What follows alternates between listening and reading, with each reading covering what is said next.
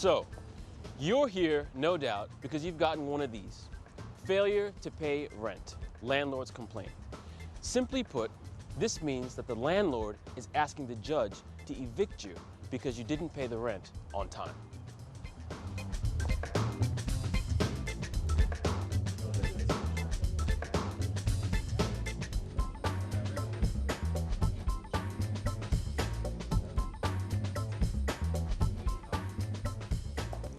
Make sure to get to court on time and bring your court notice. If you are late, you may lose your chance to defend yourself. First, check the court docket for the list of cases to be heard today. They're listed alphabetically by address, not by name. The landlords, their agents, or attorneys are often in the hallway before court begins.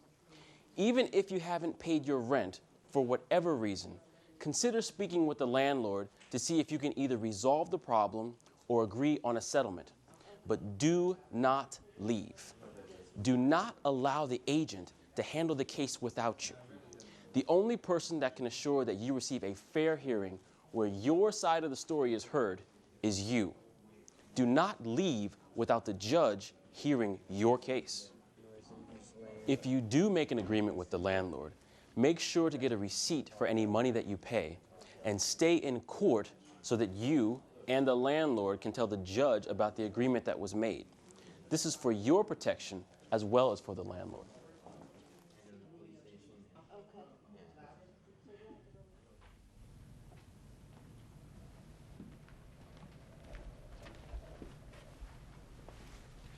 When you come into court, check in with the clerk so that they know you're present. Once your case is called by the clerk, go to the table on your left. The table on the right is for the landlord or agent. From here on out, the only person you should address is the judge. All rise. The District Court of Maryland is now in session. The Honorable Judge Batson presiding. Thank you. Would everyone who will be testifying as a witness today, including the landlords and tenants, please remain standing. Raise your right hand to be sworn in. Do you solemnly declare, affirm on the penalties of perjury, that the statements made and the responses given will be the truth and nothing but the truth? Yes. Please be seated. Case number 865-375, 2008, 4203 Chestnut Avenue. Do you represent the landlord? Yes, I am Samantha Burton, agent for Smith Properties. Is the tenant, Ms. Alberts, present? The tenant has failed to appear. The court rules in favor of the landlord for $980 plus late fees, as stated in the complaint, and grants possession to the landlord. Case number 865-107, 2008, 7205 Utah Street.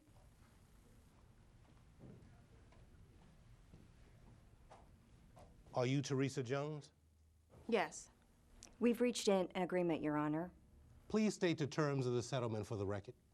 Tenant agrees to pay $300 to the landlord in rent and court fees, and the landlord agrees to dismiss the case. Payment was made this morning. Do you agree with the settlement? Yes, Your Honor. Very well. Case dismissed.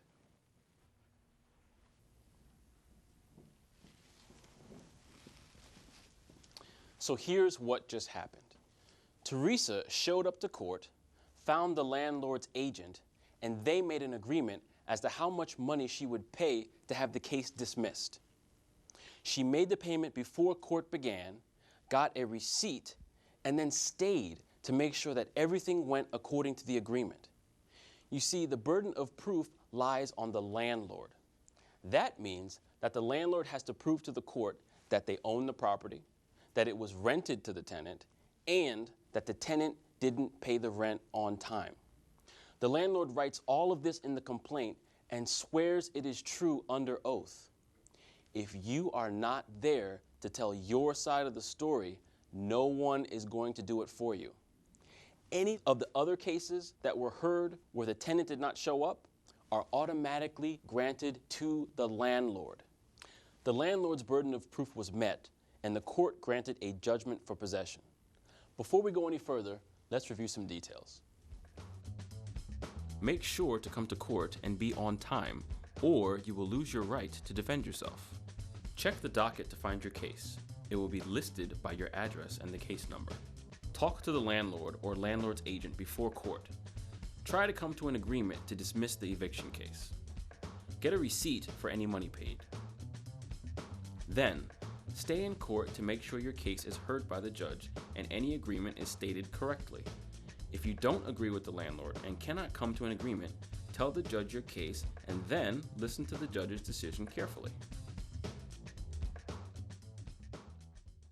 Mr. Plimpton, the complaint states that the tenant owes $75 in rent. Is that right? That's correct, Your Honor. Mr. Jones, do you owe rent in the amount of $75? Yeah, but The court rules in favor of the landlord.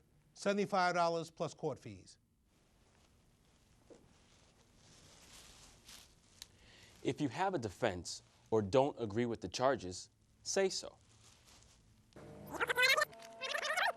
Mr. Jones, do you owe rent in the amount of $75? I don't agree with the landlord, Your Honor. Go ahead. The $75 is not part of my rent. It's a citation that the landlord received because the trash area isn't large. It's not the point, Marcus. You didn't put your trash in the right place. There was nowhere else to put it. The trash room is not large enough for You everybody. will be respectful in this court. Please address your comments to the court, not to each other. If you were asking the court to authorize an eviction for non-payment of rent, can you prove that the amount of rent that the tenant owes is classified as rent under the law and that the lease defines it as rent? I have the lease right here, Your Honor.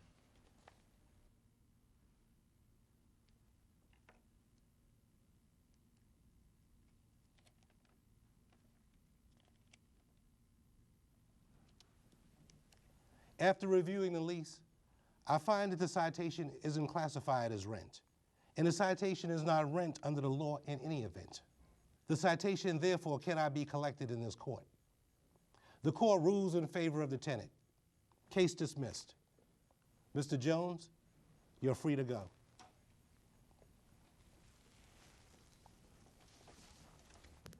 The rental agreement is what tells both landlords and tenants how they're supposed to deal with each other. A rental agreement may be a written lease agreement like the one Marcus had, but an oral month-to-month agreement is a valid rental agreement as well. Let the court know you have a defense. In court, speak only to the judge, not the landlord. Bring any evidence you have to court, such as leases, rent receipts, or letters or notices to or from the landlord. Remember, to evict you for non-payment of rent, the landlord must prove that what you owe is actually considered rent under the law. Rent is the payment you make to the landlord for use and occupancy of the property. Some charges, such as utilities paid for by the tenant, may be considered rent if they are included as additional rent in the lease. Items that are not considered rent include charges for citations or fines against the landlord, even if you, the tenant, caused them. Charges for maintenance, repairs, or damages also cannot be collected as rent, nor can security deposits. Your landlord may have the right to sue you in a separate case for these amounts, but cannot evict you through rent court for these because they are not considered rent.